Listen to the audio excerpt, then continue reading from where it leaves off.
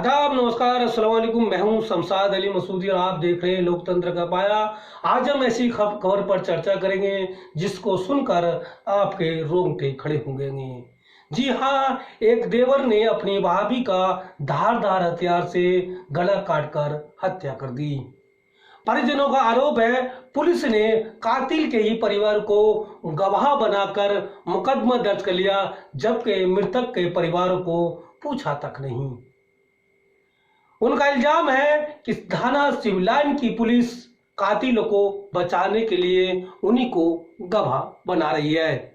मालूम रहे 9 साल पहले दो बहनों की शादी एक ही परिवार में दो भाइयों के साथ हुई थी। शादी के कुछ दिनों बाद ही आपस में झगड़ा होना शुरू हुआ।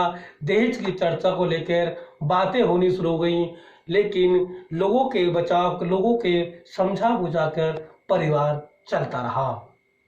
लेकिन एक दिन वो आया जिस दिन देवर ने भाभी को ही धारदार हथियार से गला काटकर हत्या कर दी।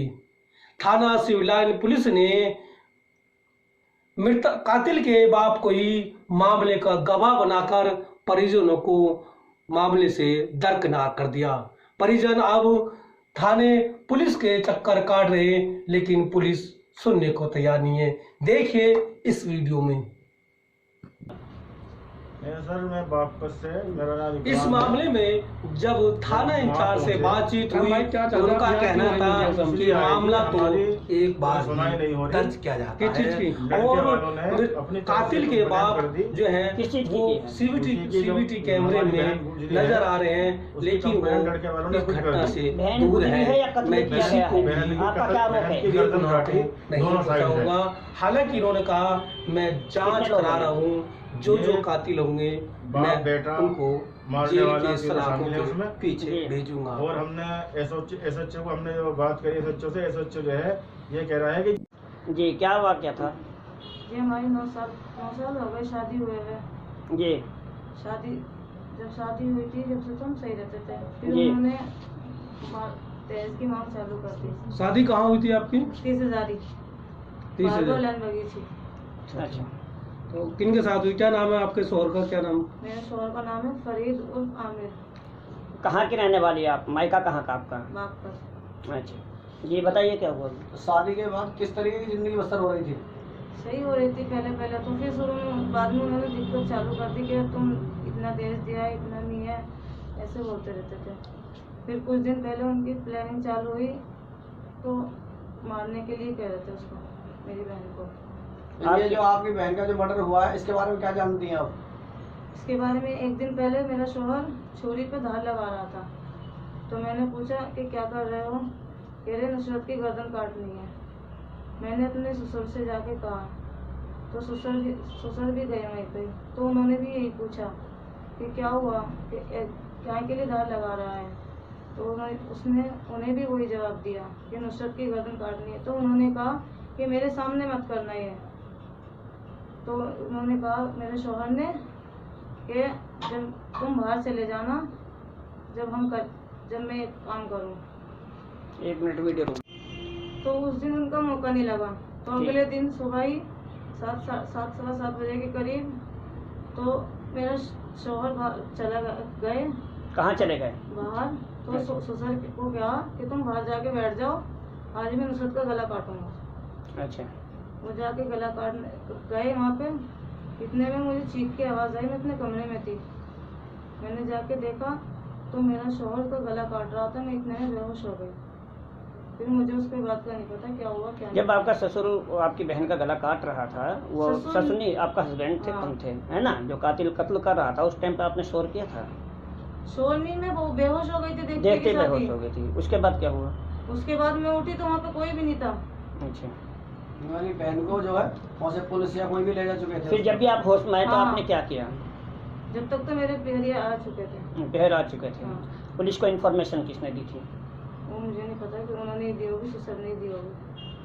FIR किसने कराई? ससुर नहीं कराई है। जब वो दहेज की मांग करते थे तो क्या अपने घर वालों को बताते थे इस बात को? हाँ। तो क्या होता था? घर वाले क्या थोड़ा जो भी उनसे जुड़ता था वो देते थे। इतने मालदार तो थे नहीं, बहुत गरीब हैं। चलो यार बंद करो ना, जो जितना पता उन्होंने बता दिया। दूसरे बहन का मर्डर हुआ, उसमें कौन कौन शामिल होंगे? इसमें मेरा शोहर फरीद उर्फ अमीर और मेरे ससुर इंतजार उर्फ पल्लू दोनों शामिल है।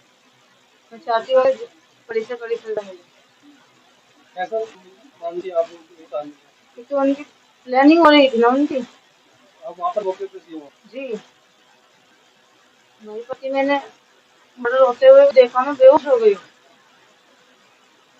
जी दीजिए जनाब। सर मैं वापस से, मेरा नाम इकराम है। जब हम वहाँ पहुँचे, राम भाई क्या चाहते हैं आप, यहाँ क्यों आए मीडिया के हम सामने? इसलिए आए जी, हमारी कोई सुनाई नहीं हो रही। किस चीज की? लड़के वालों ने अपनी तरफ से कंप्लेंट कर दी।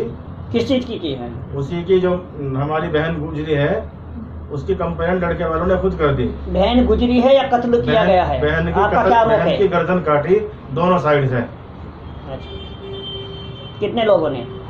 ये बाप बेटा मारने वाला तीनों शामिल है उसमें। जी। और हमने एसएचओ को हमने जो बात करी एसएचओ से, एसएचओ जो है ये कह रहा है कि इसमें मारने वाला एक ही आदमी है। एक ही आदमी के खिलाफ उन्होंने 302 का मुकदमा करा। कौन से थाने के एसएचओ हैं? मुकदमा ही नहीं लिया। हाँ, ये एसएचओ कौन से थाने के? सिविल लाइन थाना, सिविल लाइन। जी। एसएचओ से हमने बात करी। एसएचओ ने ये कहा क्योंकि भाई मैं दूसरे आदमी को नहीं फंसाऊंगा, इसमें एक ही इसमें मुलजिम है। क्या लगता है आपको तीनों आप कैसे मान रहे हैं? जब जो कैमरे की फुटेज उसमें एक आदमी है, आप तीन कैसे मान रहे हैं? तीन हम ऐसे मान रहे हैं, पहले इनका मशवरा हुआ, प्लानिंग से ये काम हुआ, इसलिए हम तीनों को मान रहे हैं। तो जब उसका मर्डर हो गया था, जब काटा गया था गर्दन, उसके बाद में आपको किसने इन्फॉर्मेशन दी? आपको कैसे पता चला कि आपकी बेटी का, आपकी बहन का ये हो गया? हमारे महल्ले की एक लड़की है यहाँ, उसके आदमी ने फोन करा अपनी सास के पास। उसकी सास ने हमारे घर आके बताया कि तुम्हारी बहन की गर्दन काट दी और वो खत्म होगी। जब आप मौके पे वहाँ पर पहुँचे तो आपने क्या देखा? किस तरीके जब हम से- वहाँ मौके पे पहुंचे ना तो वहाँ हमारी लड़की मिली, बहन हमारी, और ना वहाँ कोई खून का धब्बा, कुछ भी नहीं मिला। सारे सबूत खत्म कर दिया इन लोगों ने, कुछ नहीं छोड़ा वहाँ। पुलिस आ चुकी थी जब तक? पुलिस आ चुकी थी। हम हमारे जाने से पहले पुलिस आ चुकी थी। पहले ही पुलिस ने सारा काम कर लिया था हमारे सामने। सिर्फ इतना कहा एसएचओ ने कि जी कंप्लेंट इन्हीं की तरफ से होगी, आपकी तरफ से कोई कंप्लेंट नहीं दी जाएगी। तो हमें इस बात का बहुत दुख है, कंप्लेंट हमारी तरफ से होनी चाहिए। इस शिकायत को लेकर के आला अधिकारी जैसे एसीपी, डीसीपी, कमिश्नर, गृह मंत्रालय, कहीं और भी आपने शिकायत की है? ये हमने सब जगह ये फैक्स करा सब जगह, जी। वो रजिस्ट्री करा के इन सब लोगों के पास, सारे अधिकारियों के पास भेज दिया। लिखित में? जी, लिखित में।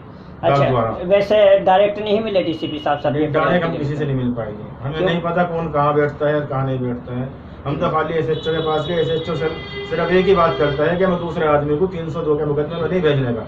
क्यों? एक ही मुलजिम है हमारे निगाह में, एक ही आदमी ने गर्दन काटी, आपको जबकि प्लानिंग में तीनों है। ये हमारी बहन तो मौके की गवाह है। ये मौके प्लानिंग पर में थी। किस तरह से लगता है आपको? प्लानिंग में जब हमारी बहन बता रही है मौके पे है वहाँ।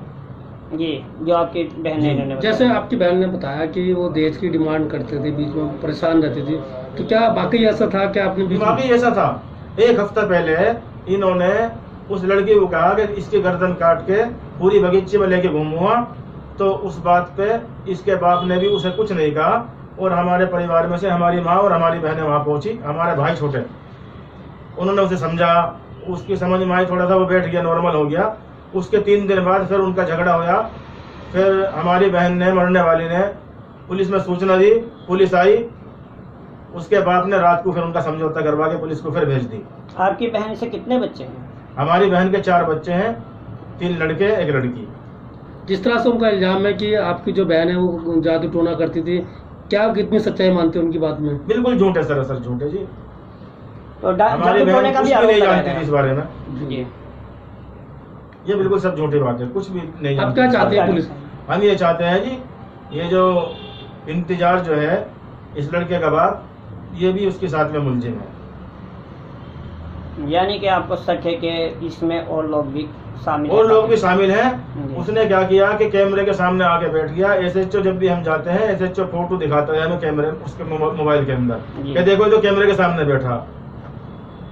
अपनी प्लानिंग करने के बाद में आदमी 1 घंटा या 1.5 घंटा या 10 मिनट या आध घंटा पहले जाके बैठ गया।